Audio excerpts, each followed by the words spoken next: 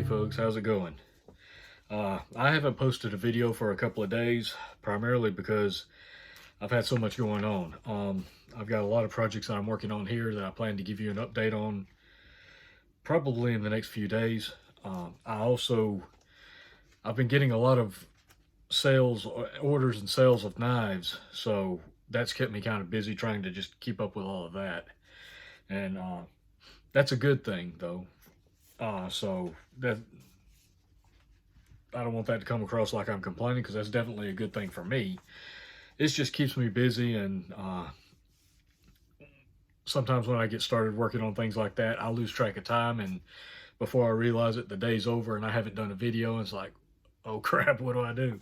Okay, so my priority though has to be with my business and some of the projects that I've got going on.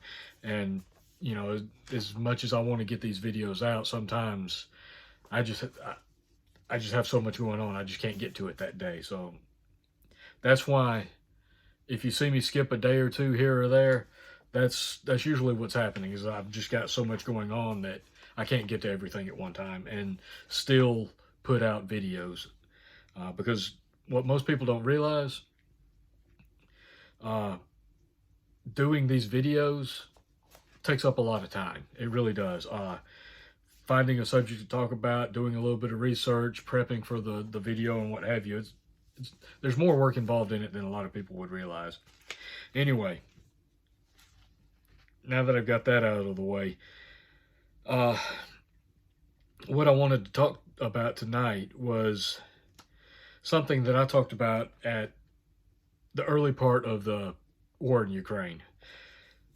Not long after the invasion, and the United States started sending weapons over and money over to Ukraine, I put out a video talking about how we were disarming ourselves in an effort to support Ukraine, because we were sending out so much money and so many weapons and munitions that it was potentially depleting our own supply of weapons. Well,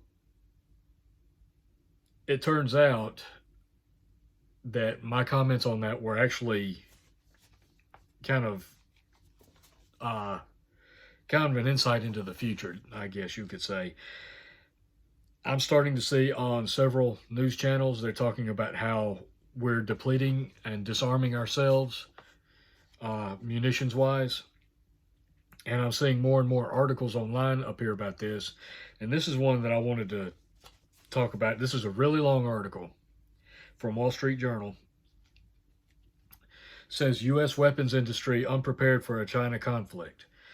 And like I said, this is a long article. It's like 9 pages long. So I'm not going to read the whole thing, but I do want to cover a few things in it.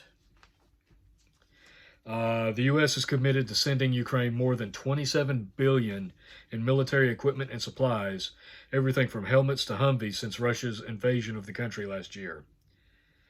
Now they're saying, you know, the news is telling us that the infusion of arms is credited with helping Ukrainian forces blunt Putin's invasion in what has become the largest land war in Europe since World War II.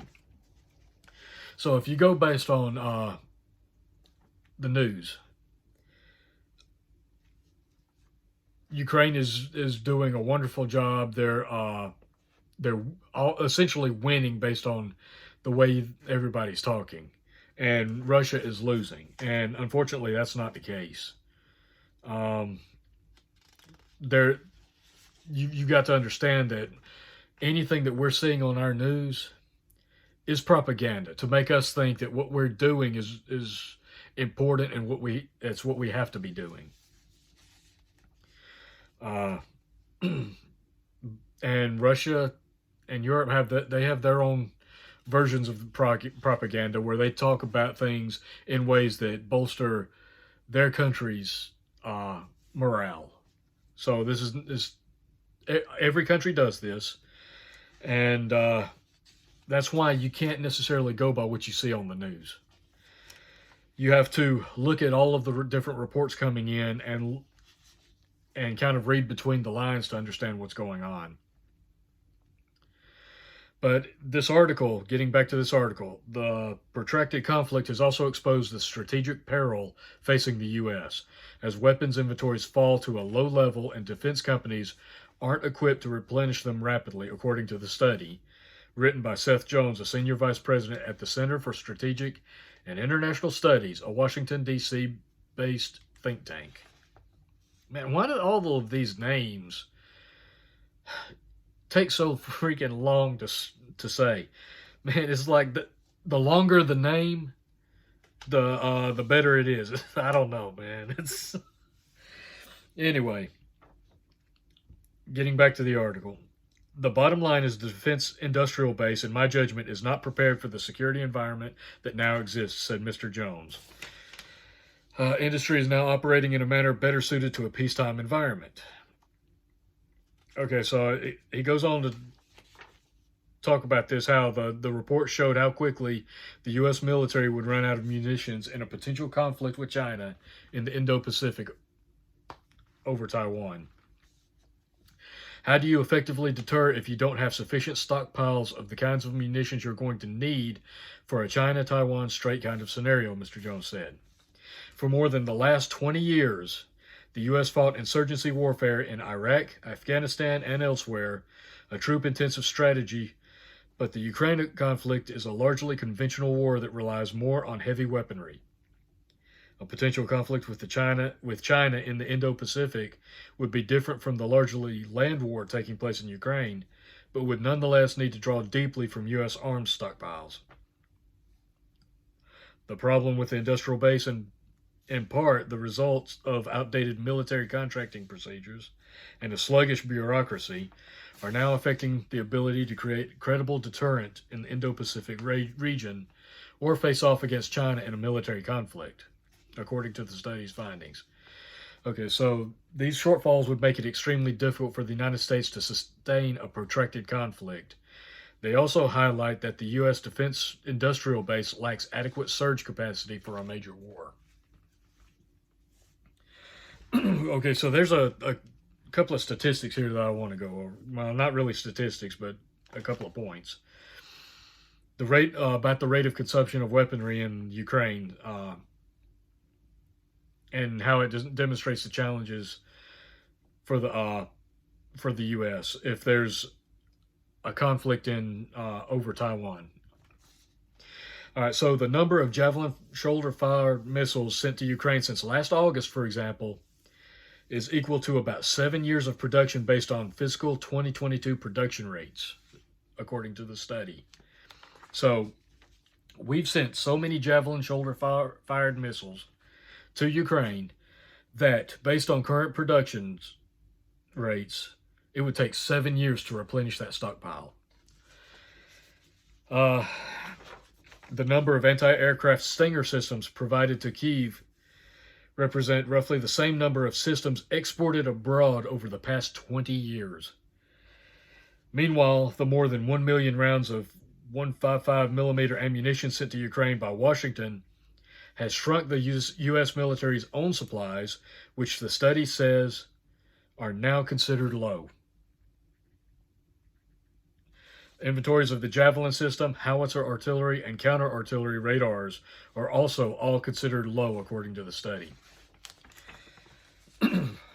Platforms like the Harpoon Coastal Defense System, which is seen as a significant piece of Taiwan's defense strategy, are considered medium supply, though current stocks might not be sufficient for wartime. The history of industrial mobilization suggests that it will take years for the defense industrial base to produce and deliver sufficient quantities of critical weapon systems and munitions and recapitalize stocks that have been used up. Military leaders have also expressed increasing frustration about the industrial base in recent months. Admiral Darrell Caudle, head of U.S. Fleet Forces Command, called out the defense industry for the delayed supply of arms. Quote, "I am not forgiving of the fact that they're not delivering the ordnance we need," he said when asked about balancing the U.S. military's readiness amid the U.S. shipments of billions of dollars of assistance to Ukraine. All this stuff about COVID this, parts, supply chains, I just don't really care, he said. We've all got tough jobs. So the military is expecting their weapons. They're not getting them. Everything that we're sending overseas, and it's causing a lot of frustration. It's disarming us and leaving us vulnerable. While the U.S. and its allies have been able to send billions of dollars of arms to Ukraine since last year's invasion, Pentagon planners expect that Taiwan couldn't easily be resupplied after the start of a conflict, since Chinese forces would likely blockade the island. There is already a backlog of more than 19 billion of U.S. arms to Taiwan based on sales approved since 2019. According to the study, government regulations that govern foreign military sales are outdated, according to the study, which said the current process can take 18 to 24 months. So that means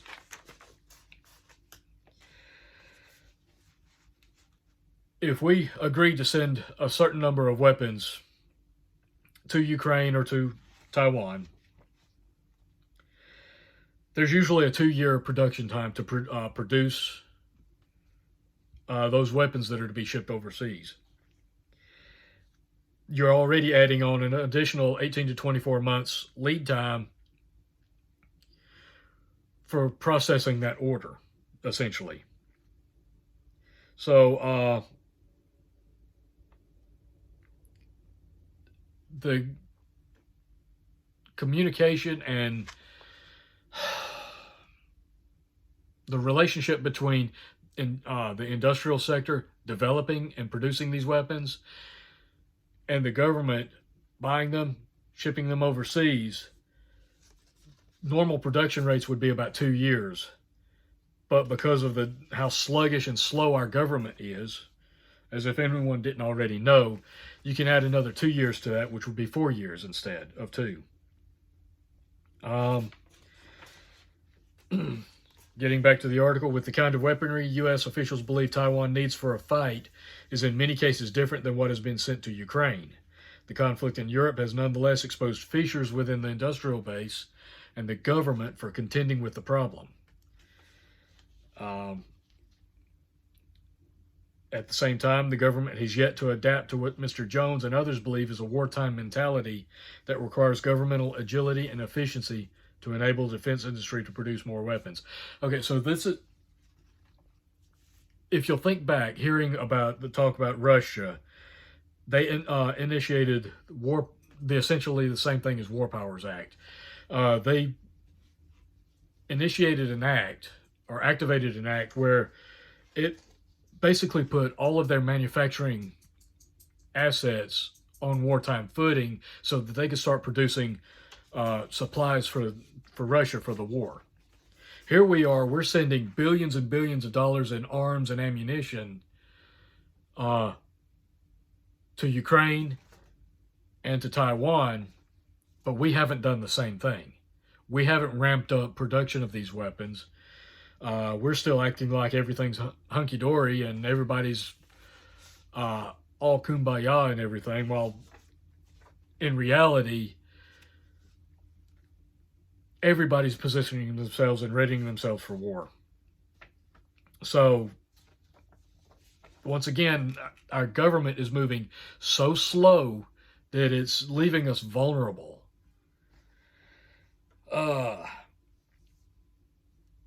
Back to the article. China's autocratic government, on the other hand, has invested heavily in recent years in military modernization. They're quickly on the path of outdoing our own military, even though we spend more on our military than just about any other country in the world, pretty much. A lot of our stuff has been used overseas. We're sending it to different countries, and we're not really updating our stuff. We're not really replenishing our supplies, so to speak. While on the other hand, China is doing the exact opposite of what we are. They're building up. Here's another point that I wanted to bring up, and it's probably the last one.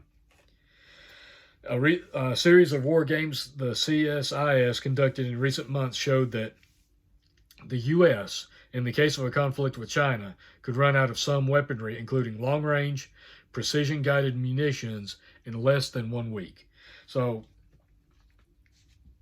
according to those war games, again, this is the way I'm taking this. If we entered a conflict with China, we would be out of weapons within 1 week. Tell me again that we're not being set up to fail. There's no excuse for this. We're depleting our own weapons supplies. We're depleting our oil supplies. We're not making a concerted effort to replenish or rebuild, while everybody around us is getting ready. We're being left vulnerable and disarmed. And I believe this is intentionally being done by the administration. That's my belief. Because there's another article here that I'm not even going to get into right now. I'll talk about it later. But it's about replenishing the strategic reserve, or rather, stop pulling from the strategic reserve for unnecessary purposes, because it could leave us vulnerable to an attack. Or if we have an emergency where we need that reserve, it would leave us vulnerable. We would be out.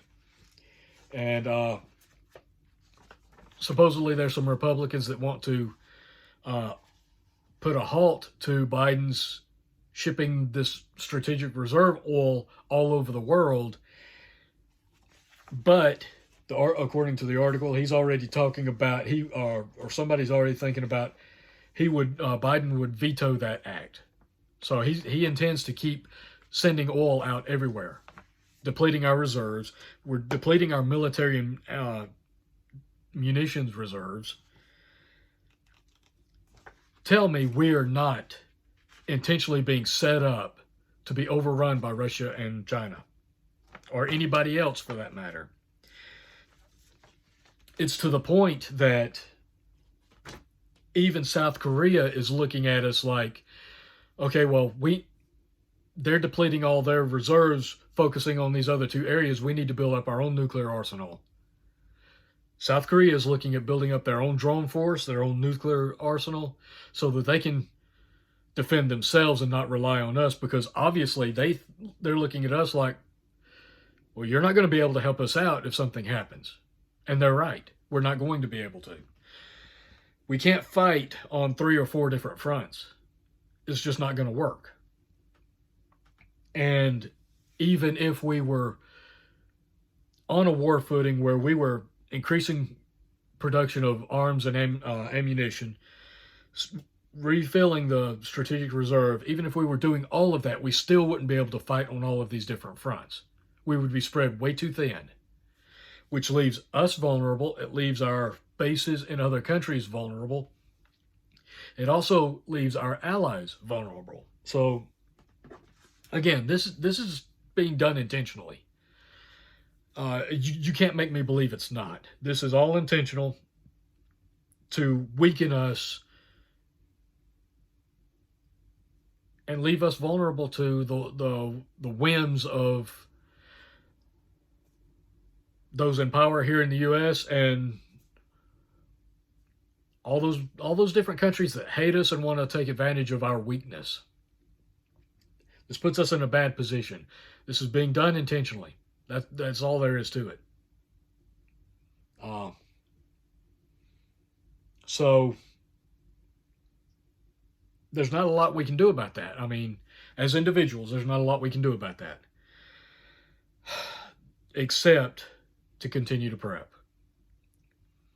Make sure that you're able to feed, clothe yourself, produce your own water, defend yourself in your home and in your community. Because obviously, the current administration has no desire to make sure we are a strong, secure, safe nation. I don't know exactly what the game plan is. I'm not as smart enough to be able to look at a situation and understand, okay, this is their end goal. These are the different steps that they're going to get there to it. There are other people better at that than I am. Uh, I mean, it's like chess. You're being able to think 5, 6 moves ahead of your opponent's next move. I can't see that far ahead, but I can see that we are being disarmed and weakened and left vulnerable, and it is intentional. At least that's my belief. I don't think anybody could make me believe otherwise right now. So my advice to you is to make sure that you can take care of yourself. Uh, it's as simple as that, folks. Here we are on the verge of a world war, and we're being weakened more and more every single day. Uh, I hate to bring a video out that's so discouraging and such doom and gloom, but it is what it is. And you and I have no control over what is being done in Washington. All we can do is prep in our personal lives to make sure that we can take care of ourselves, our families. That's all. That's the only option we have, folks. And it's not looking good, I'll tell you that. So there's just one more thing in a chain of things. It's like a trail of dominoes. It's just one more domino reinforcing the fact that you need to prep. You need to make sure you can take care of yourselves because the government's not going to do it. That's all I've got. I appreciate you guys watching. Like, share, subscribe if you haven't. Keep prepping. Stay safe. Take care of yourselves and your family. Take care of each other when you can.